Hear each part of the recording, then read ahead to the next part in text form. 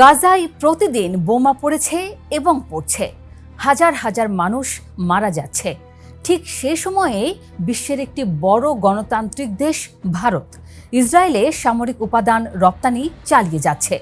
প্রশ্ন হলো, এটা কি শুধুই একটা ব্যবসা নাকি যুদ্ধের অর্থনীতির একটা অংশ? কেন অ্যামনেস্টি ইন্টারন্যাশনাল বলছে এর ফলে ভারত আন্তর্জাতিক আইনের চোখে সহযোগিতার ঝুঁকিতে পড়তে পারে?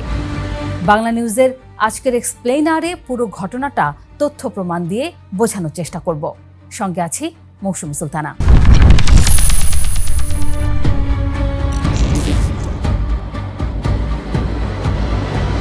শুরুটা হয়েছিল 2023 সালের 7 অক্টোবর। হামাসের হামলায় প্রায় 1200 ইসরায়েলি নিহত হন, জিম্মি হন প্রায় 250 জন।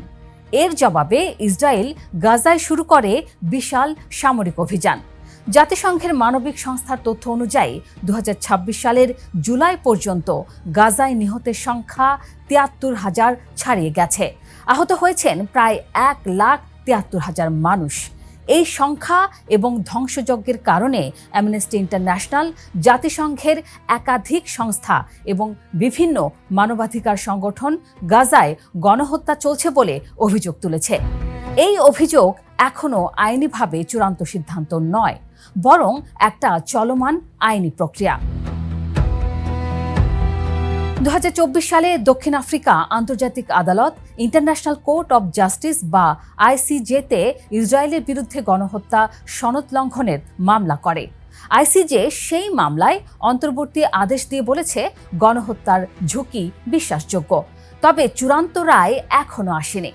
আরেকটা আন্তর্জাতিক আদালত ইন্টারন্যাশনাল ক্রিমিনাল কোর্ট বা আইসিসি 2024 সালের 21 নভেম্বর যুদ্ধ অপরাধ আর মানবতা বিরোধী অপরাধের অভিযোগে নেতানিয়াহু ও তার সাবেক প্রতিরক্ষা মন্ত্রী গ্যালান্টের বিরুদ্ধে গ্রেপ্তারি পরোয়ানা জারি করে।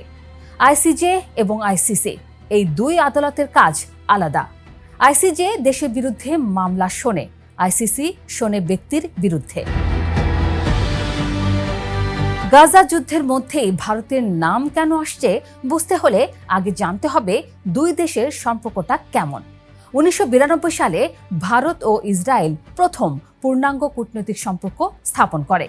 এরপর 1999 সালের কার্গিল যুদ্ধে ইসরায়েল ভারতকে অস্ত্র আর গোলা বারুদ দিয়ে সাহায্য করেছিল। সেই থেকেই সম্পর্কটা গভীর হতে শুরু করে। মোদী সরকারের সময় এই সম্পর্ক আরও এগিয়েছে। ড্রোন, ক্ষেপণাস্ত্র প্রযুক্তি, নজরদারি ব্যবস্থা, এসব ক্ষেত্রে দুই দেশ একসাথে কাজ করছে। SSIPRI এর তথ্য বলছে 2020 থেকে 2025 সালের মধ্যে ইসরায়েলের মোট অস্ত্র বিক্রির প্রায় 29% গিয়েছে ভারতে। অর্থাৎ ভারত বহু বছর ধরে ইসরায়েলের সবচেয়ে বড় প্রতিরক্ষা ক্রেতা। কিন্তু এবার গল্পটা উল্টো দিকে গেছে। গাজায় ইসরায়েলি আগ্রাসন শুরুর পর ভারত থেকেও অস্ত্র আর সামরিক যন্ত্রাংশ যাচ্ছে ইসরায়েলে। In the heart of the city rises a destination built for greatness. International Convention City, Bosundhara. Life takes a new course. July 2026-এ প্রকাশিত অ্যামনেস্টি ইন্টারন্যাশনালের 42 পাতার প্রতিবেদন মেড ইন ইন্ডিয়া বলছে 2023 সালের 7 অক্টোবর থেকে 2025 সালের 30 নভেম্বর পর্যন্ত ভারত থেকে অন্তত 2596টি চালান ইসরায়েলে পাঠানো হয়েছে। এর মধ্যে আছে অন্তত 3,90,000-এর বেশি সামরিক মানের ছোট অস্ত্রের যন্ত্রাংশ, প্রায় 5.5 লাখ বিস্ফোরক, গোলাবারুদের অংশ যেমন ড্রোনের ওয়ারহেড আর আর্টিলারি সেলের কেসিং এবং প্রায় 300টি সামরিক যানের যন্ত্রাংশ। প্রতিবেদনে 9টি ভারতীয় কোম্পানির নাম এসেছে, যার মধ্যে 3টি সরাসরি রাষ্ট্রায়ত্ত, বাকি 6টি বেসরকারি, যেমন আদানি গ্রুপ আর ইসরায়েল উইপন ইন্ডাস্ট্রিজের যৌথ উদ্যোগে PLR সিস্টেম মেশিন গানের যন্ত্রাংশ পাঠিয়েছে। ভারত ফোর্সেস সহযোগী প্রতিষ্ঠান কল্যাণী স্ট্র্যাটেজিক সিস্টেমস পাঠিয়েছে আর্টিলারি সেলের বডি। রাষ্ট্রায়ত্ত মিউনিশনস ইন্ডিয়া সরাসরি এলবিট সিস্টেমসকে 1155 মিলিমিটার আর্টিলারি সেল পাঠিয়েছে। এই একই সময়ে ভারত নিজেও পাল্টে গেছে। এক সময়কার বিশ্বের অন্যতম বড় অস্ত্র আমদানিকারক দেশ এখন দ্রুত অস্ত্র রপ্তানিকারক হয়ে উঠছে। মেক ইন ইন্ডিয়া আর আত্মনির্ভর ভারত নীতির অধীনে 2025-26 অর্থ বছরে ভারতের প্রতিরক্ষা রপ্তানি রেকর্ড প্রায় 24,000 কোটি টাকা থেকে বেড়ে হয়েছে প্রায় 38,424 কোটি টাকা। এই প্রবৃদ্ধির একটা অংশ যাচ্ছে ইসরায়েলেও। অ্যামনেস্টি ইন্টারন্যাশনালের অভিযোগ পরিষ্কার। তারা বলছে আইসিজে ইতিমধ্যে জানিয়েছে গাজায় গণহত্যার ঝুঁকি বিশ্বাসযোগ্য। তারপরও ভারত সরকার এই রপ্তানি বন্ধ করেনি, বরং এটাকে অনুমোদন দিয়ে যাচ্ছে।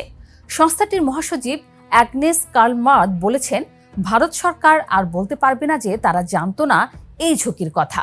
অ্যামনেস্টির যুক্তি, ভারতের রপ্তানি আইনে মানবাধিকার যাচাইয়ের কোনো স্পষ্ট নিয়ম নেই, লাইসেন্সিং প্রক্রিয়া স্বচ্ছও নয়, আর ভারত এখনও অস্ত্র বাণিজ্য চুক্তি বা আর্মস ট্রেড ট্রিটিতে স্বাক্ষর করেনি। তাদের দাবি, রাষ্ট্রায়ত্ত কোম্পানিগুলোর মাধ্যমে রপ্তানি হলে সেটা সরাসরি রাষ্ট্রের দায় হয়ে দাঁড়ায়। এবার আসা যাক ভারত সরকারের বক্তব্যে। অ্যামনেস্টির প্রতিবেদনের পর ভারতের পররাষ্ট্র মন্ত্রণালয়ের মুখপাত্র রণধীর জয়সওয়াল সরাসরি অভিযোগ নিয়ে মন্তব্য না করে বলেছেন, কৌশলগত ও দ্বৈত ব্যবহারযোগ্য, অর্থাৎ সামরিক ও বেসামরিক দুই কাজেই ব্যবহার করা যায় এমন পণ্য রপ্তানির জন্য তাদের একটি শক্তিশালী আইনি ও নিয়ন্ত্রক ব্যবস্থা রয়েছে। তাদের ভাষ্য, জাতীয় আইন এবং আন্তর্জাতিক দায়বদ্ধতা মেনেই প্রতিটি রপ্তানির অনুমোদন দেওয়া হয়। ভারতের যুক্তি হল, প্রতিরক্ষা সংশ্লিষ্ট সব পণ্যই অ্যাসকোমেট নামে একটি নিয়ন্ত্রিত তালিকায় আওতায় থাকে, তাই ইচ্ছা করলেই কেউ এসব পণ্য রপ্তানি করতে পারে না। প্রতিটি রপ্তানির লাইসেন্স যাচাই করে পররাষ্ট্র, প্রতিরক্ষা ও স্বরাষ্ট্র মন্ত্রণালয়ের প্রতিনিধিদের নিয়ে গঠিত একটি আন্তঃমন্ত্রণালয় কমিটি। এর আগে 2024 সালের ডিসেম্বরে পররাষ্ট্রমন্ত্রী এস জয়শঙ্কর সংসদে বলেছিলেন, ভারতের সামরিক সংশ্লিষ্ট রপ্তানি ঠিক হয় জাতীয় স্বার্থ আর আন্তর্জাতিক প্রতিশ্রুতির ভিত্তিতে। 2024 সালে ভারতের সুপ্রিম কোর্টে একটা মামলাও হয়েছিল, যেখানে নাগরিক সমাজের একাংশ ইসরায়েলে অস্ত্র রপ্তানি বন্ধের আবেদন করেছিল। আদালত সেই আবেদন খারিজ করে বলেছিল, পররাষ্ট্রনীতি বিচার বিভাগের এখতিয়ারের বাইরে। আর ঠিক এখানেই দাঁড়ায় আসল প্রশ্নটা। একটা দেশ যদি জানে যে কোনো সংঘাতে ব্যাপক মানবাধিকার লঙ্ঘনের অভিযোগ আছে, তারপরও যদি সেই দেশে অস্ত্র বা সামরিক যন্ত্রাংশ পাঠানো অব্যাহত রাখে, তাহলে আন্তর্জাতিক আইনের ভাষায় সেটাকে বলে কমপ্লিসিটি বা সহযোগিতার ঝুঁকি। এটা কোনো চূড়ান্ত রায় নয়, এটা একটা আইনি সতর্কতা। বৈধ প্রতিরক্ষা বাণিজ্য আর সংঘাতের মধ্যে অস্ত্র বিক্রি করে লাভবান হওয়ার মধ্যে পার্থক্যটা তৈরি হয় ঠিক এই জায়গাতে। ঝুঁকি জানার পরও সিদ্ধান্ত বদলানো হলো কিনা। ভারতের যুক্তি হলো, প্রতিটা রপ্তানি আইন মেনে হয়েছে। অ্যামনেস্টির যুক্তি হলো, আইন মানা মানেই নৈতিক দায় শেষ হয়ে যায় না। ভারত বলছে এটা তাদের বৈধ প্রতিরক্ষা বাণিজ্য। অ্যামনেস্টি বলছে এটা আন্তর্জাতিক আইনের চোখে সহযোগিতার ঝুঁকি তৈরি করছে। ইতিহাস শেষ পর্যন্ত এই বিতর্কের ফয়সালা কিভাবে করবে সেটা সময়ই বলে দেবে। কিন্তু একটা প্রশ্ন থেকেই যায়, যুদ্ধ যখন ব্যবসায় পরিণত হয়, তখন সেই ব্যবসার নৈতিক সীমারেখা ঠিক কোথায়? আপনার গুরুত্বপূর্ণ মতামত জানান কমেন্ট বক্সে। দেখা হবে পরের পর্বে।